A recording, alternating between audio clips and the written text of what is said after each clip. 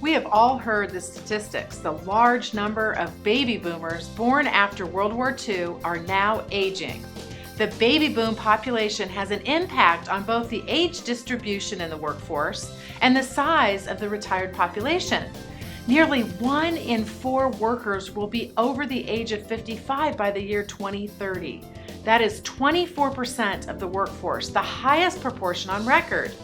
Many studies are looking at the effects older workers have on the workforce. They are also looking at the effects different types of work have on older workers' bodies and how to keep them safe and injury-free. Stay tuned as we unpack this important topic of why employers should be addressing the aging workforce.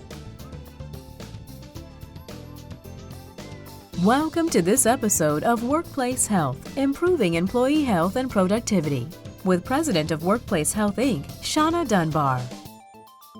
There is no exact, commonly recognized age at which someone is considered an older worker.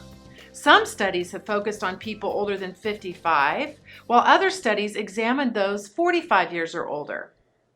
Do these aging workers need any special accommodations? Well, yes and no. The workplace that's well designed benefits everyone. Workstations and job tasks that are matched to the needs of the individual employee are always best. Different conditions for different workers may be needed to meet the needs of any employee, not just one that is older. However, that being said, there are some things older workers may need to work safely and comfortably. Most studies say that older workers tend to have fewer accidents, but when an older worker does get injured, their injuries are often more severe. They also may take longer to get better. Plus, the types of injuries can be somewhat different. For example, younger workers tend to get more eye and hand injuries, while older workers who've been working for many years report more back injuries or cumulative trauma disorders. Many workplace injuries are the result of doing the same thing again and again.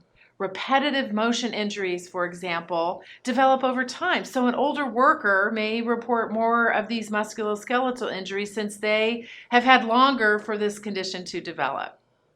When anyone, no matter how old they are, is pushed to work harder than they safely can, obviously there's a risk for injury.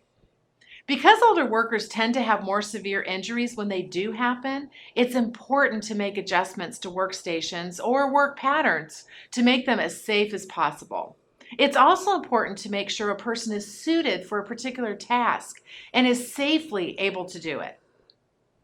Now, what about concerns about job performance of an older worker? I frequently get asked this question, especially of an older worker who's having trouble with a particular job. In general, however, the studies report that older workers exhibit lower turnover, more dedication to the workplace, and have a more positive work value. Absenteeism is less frequent, although it is longer when it is due to injury or chronic illness. So please join us next time as we continue this series on aging in the workplace and keeping the older worker healthy and engaged. Thank you for watching Workplace Health. For more great information, visit www.workplacehealthinc.com. Also, browse the other shows found right here at Northeast Ohio Biz TV Shows.